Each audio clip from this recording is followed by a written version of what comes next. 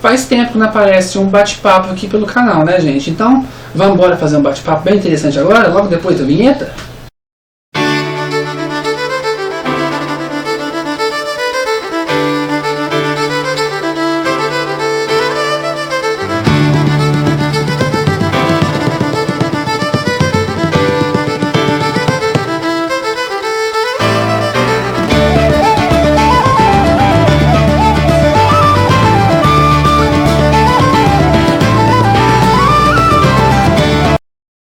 Hoje, povo, eu vou fazer um vídeo diferente. Essa aqui, vocês sabem, já é uma sessão que tem esporadicamente aqui no canal, que se chama bate-papo. E esse bate-papo de hoje, eu vou estar falando sobre vampiros. Todo mundo sabe que vampiros é um dos meus seres favoritos, né? Porque, não, claro, a gente tem as bruxas, que também é o que mais ganha, porque eu acho que bruxas são seres muito interessantes. Mas os vampiros também têm seu mistério. Para mim é o segundo colocado. Fica bem próximo das bruxas. E eu recebi, há um certo tempo atrás, um pedido nos comentários do canal, falando para eu poder fazer um vídeo especial sobre vampiros, mostrando os livros que eu tenho de vampiros, mostrando livros que eu indico de vampiros, esse tipo de coisa. Então, vamos embora fazer isso? Então, eu acho que para quem quer ler vampiro, você deve começar a ler os livros de vampiro com o que você achar mais interessante. Pode começar com as modinhas, pode começar com os livros clássicos, pode começar com os livros mais bem falados, depende. Mas eu acho que o melhor para você poder se ingressar na literatura vampírica é ler aquilo que mais te chama atenção.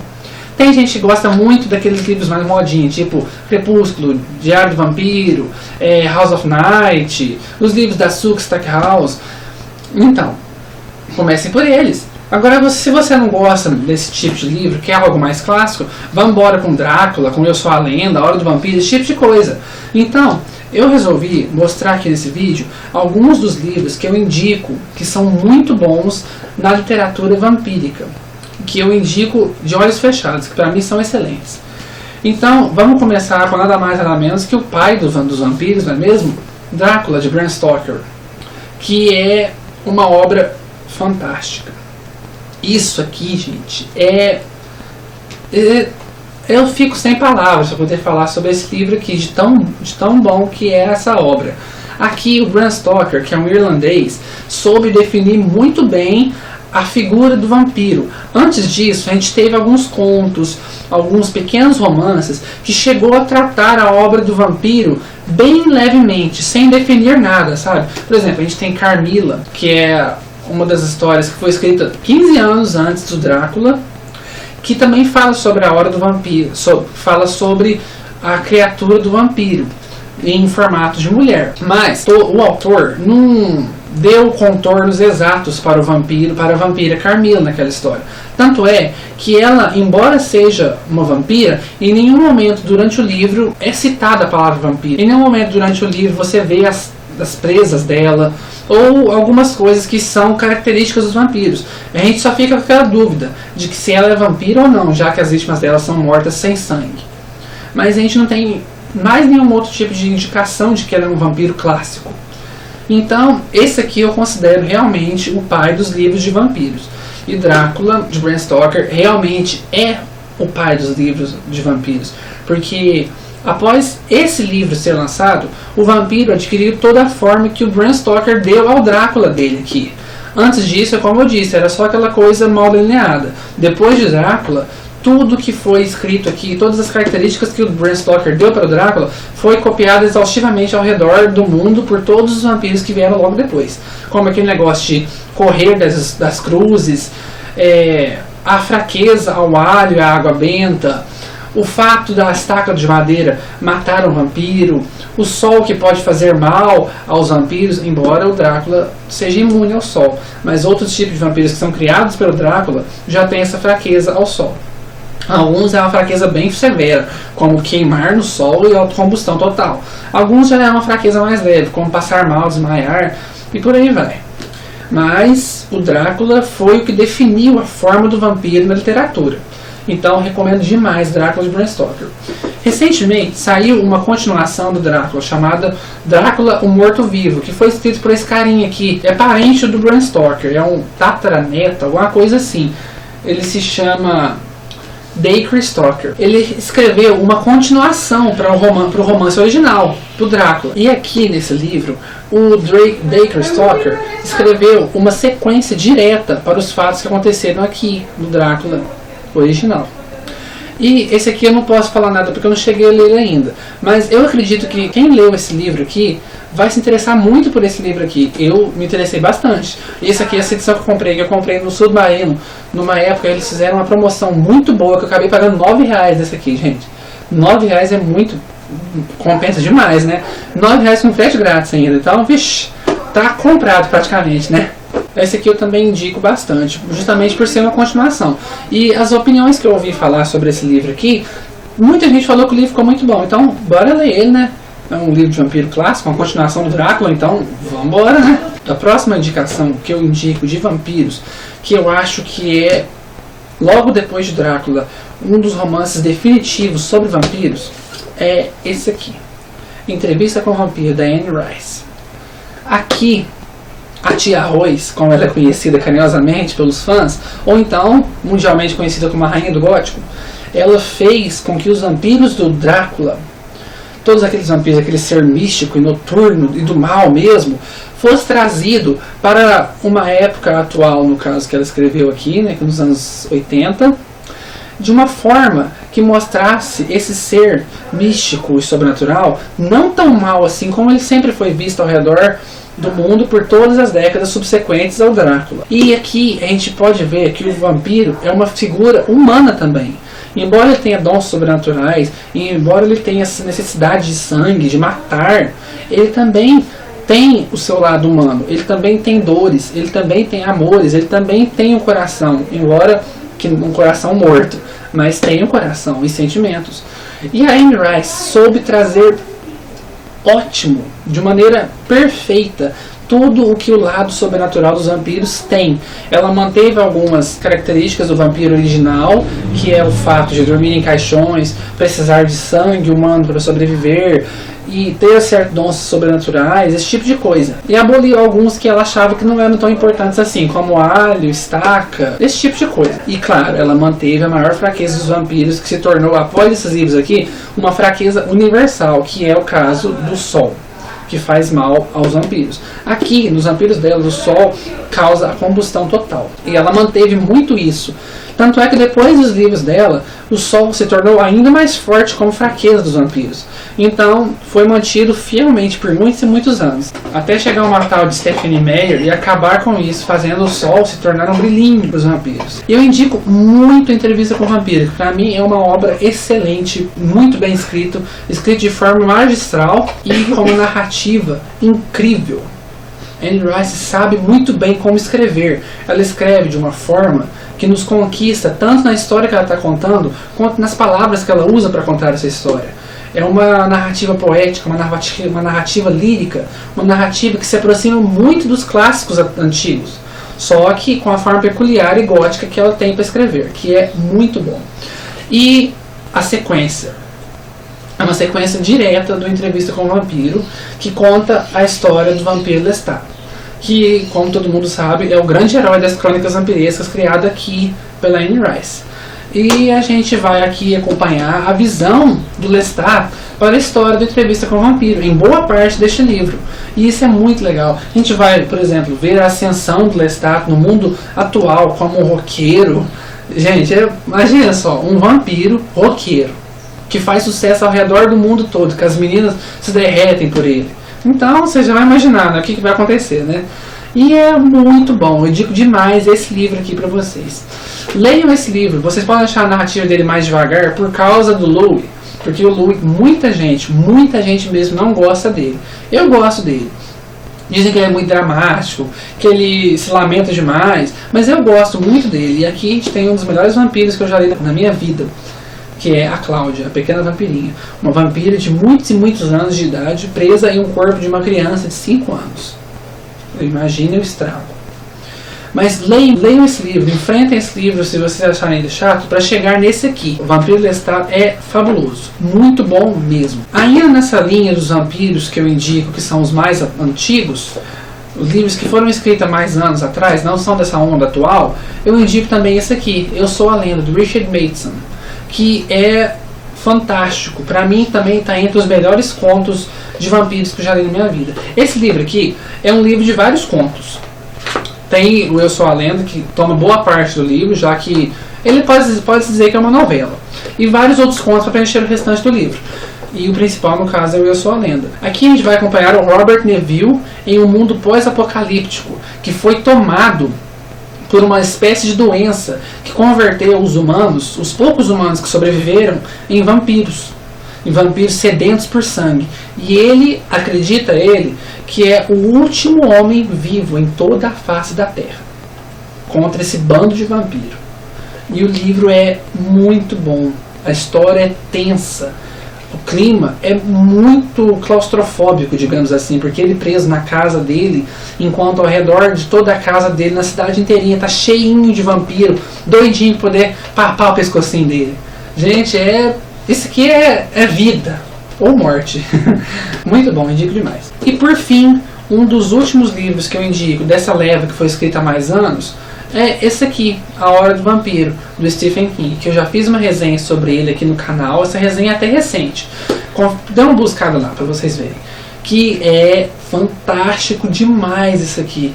Esse livro faz qualquer um ficar se borrando de medo, gente, sério mesmo. O clima que o Stephen King cria para essa história, a densidade com que ele trata todo mundo aqui nessa história é muito legal. Eu acredito que se, como eu já disse em outros vídeos, se esse título, A Hora do Vampiro, não estivesse aqui na nossa edição brasileira e mantivesse apenas o título original, Silent Slot, eu acho que o mistério e a surpresa seriam ainda maiores. Mas podem relaxar, as novas edições do livro que está saindo agora já foi modificada para Salem, que é o título original. Chega perto do título original, né, já que o título original é Silent Slot. O livro se trata de uma cidadezinha pequena do Maine, onde fatos estranhos começam a acontecer. E o personagem principal, que é um escritor de histórias de terror, resolve então investigar o que esses fatos estranhos estão acontecendo. E não é para mais nem para menos que uma força sobrenatural muito poderosa, que é os vampiros, chegou na cidade. Um vampiro milenar chegou na cidade e pretende fazer da cidade toda uma infestação de vampiros. E é muito, muito, muito bom esse livro, gente. Recomendo demais a conta. Agora vamos tratar sobre os vampiros mais atuais. Aqui eu vou estar mostrando alguns livros que foram escritos de alguns anos para cá, que também tratam sobre o mito do vampiro e que eu indico bastante. Começando por esse aqui, Prazeres Malditos, da Laurel K. Hamilton. Pode brigar comigo, esse livro aqui não é atual. Não, digamos assim, não tão atual, porque ele foi escrito em 1990. Já faz alguns anos. Mais precisamente mais de 20 anos. Mas ele é considerado atual ainda, porque ele não foi escrito na época dos anos 80, como a maioria dos livros, claro, dos livros realmente bons de vampiro foram escritos. Esse livro aqui eu acho muito bom mesmo, mas por ele ter sido escrito na época dos anos 90, ele já traz mais essa linguagem mais atual, essa linguagem mais simples e direta. Não vem aquela linguagem poética, lírica e tantas vezes elogiado pela crítica. Então esse livro aqui, embora ele seja muito bom, ele não pegou os elogios da crítica especializada. Mas eu indico demais ele, porque é uma história gostosa de se ler, muito divertida e traz o vampiro clássico a toda força aqui. Aquele vampiro que corre da cruz, que tem fraqueza por alho, que tem fraqueza por água benta, que o sol mata ele instantaneamente e precisa beber sangue, dorme em caixão, e é muito, muito bom. Além de manter uma coisa que eu acho muito interessante no mito do vampiro, que são os vampiros antigos. Para quem não sabe, quem não é acostumado a ler livros de vampiros, os vampiros antigos são como se fossem os primeiros vampiros a serem criados, ou então os vampiros mais velhos ainda vivos. E esses vampiros antigos, por serem tão velhos, eles têm certas peculiaridades que alguns vampiros novos não têm, como por exemplo, só a presença deles já faz um ser humano comum ficar com medo. Se eles olharem no olho do ser humano comum, o ser humano fica totalmente suscetível ao que esse vampiro pedir. E o fato da pele dele ser ainda mais branca do que uma pele de um vampiro atual, o fato do sol a esses vampiros mais antigos poder fazer muito mal, mas não tão mal quanto um vampiro novo. Tem certos vampiros muito antigos que chegam a ter apenas uma leve coceirinha na pele quando são expostos ao sol. E tem uns que chegam até realmente ter uma... como que eu vou dizer? Quando o sol bate e reflete. Como se, por exemplo, quando o sol bate no capô de um carro e o capô do carro reflete. Tem certos tipos de vampiros antigos que têm essa peculiaridade. Só que não são todos. Tanto é que eu só vi isso em pouquíssimos livros que tratam sobre o mito do vampiro. Eu acho que foi daí que a tia Meyer tirou essa história de vampiro que brilha no sol. Eu não sei. E esse livro trata disso também. Mantém essas características dos vampiros antigos. E tanto é que tem uma vampira aqui, uma vampirinha aqui, que ela é muito, muito antiga. E que ela é de arrepiar, gente. É muito bom esse livro aqui. A Anita Blake é fodástica, como todo mundo diz. Ela é uma badass total. Ela é uma ressuscitadora. Ela tem o dom de ressuscitar os mortos. E em meio expediente, ela também é uma executora de vampiros que não respeitam a lei. Porque nesse mundo aqui os vampiros já foram totalmente descobertos. Meio True Blood, sabe?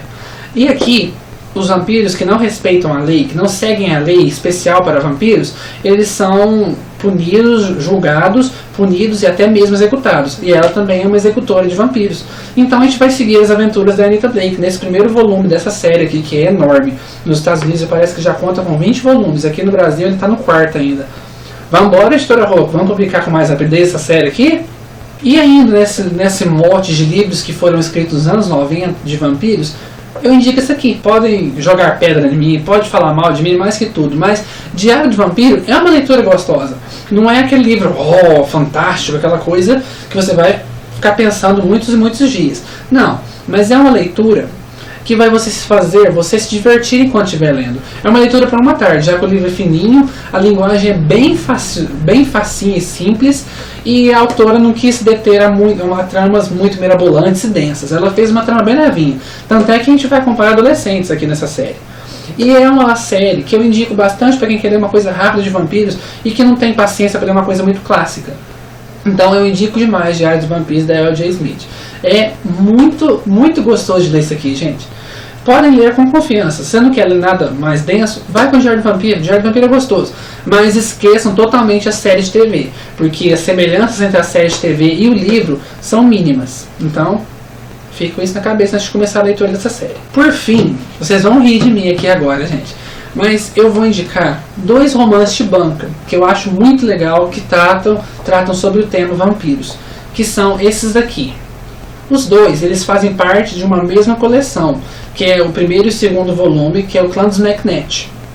E aqui vai tratar de 2 irmãos que foram amaldiçoados com a maldição do vampirismo, e que essa maldição asola totalmente eles e o castelo onde eles vivem, onde está cheio de outras pessoas que são parentes dele, e que também tem essa maldição do vampirismo.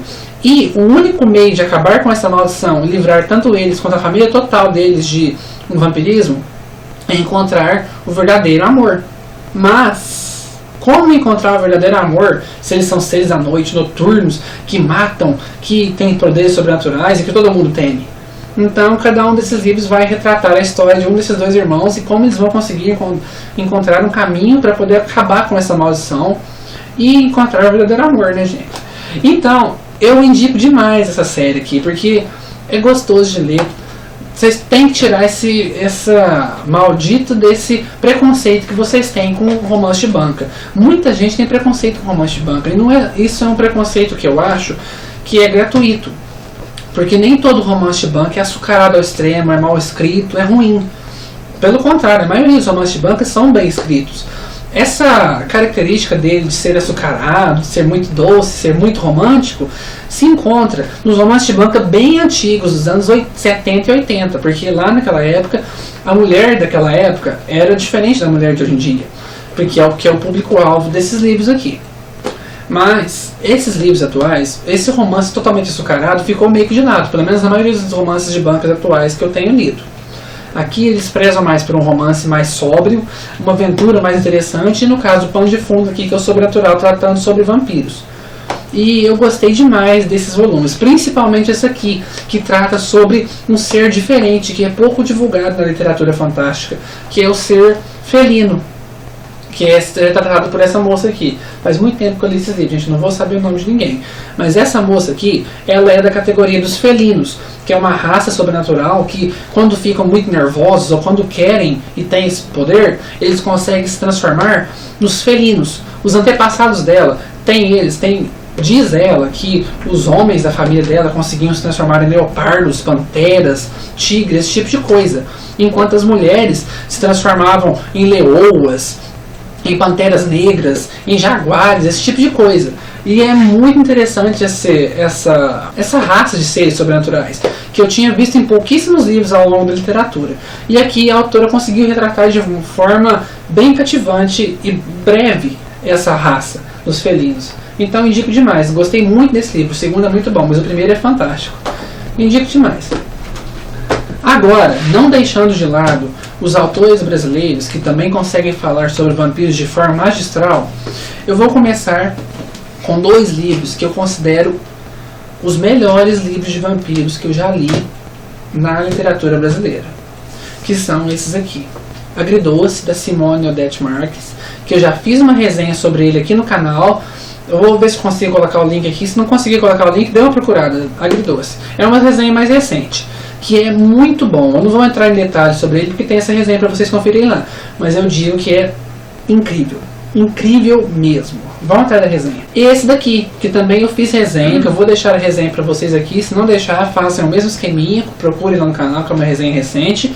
Que é o Alma e Sangue, Despertar do Vampiro, da Nazaré de Fonseca, que também, para mim, é um dos melhores livros de vampiros que eu já li na minha vida.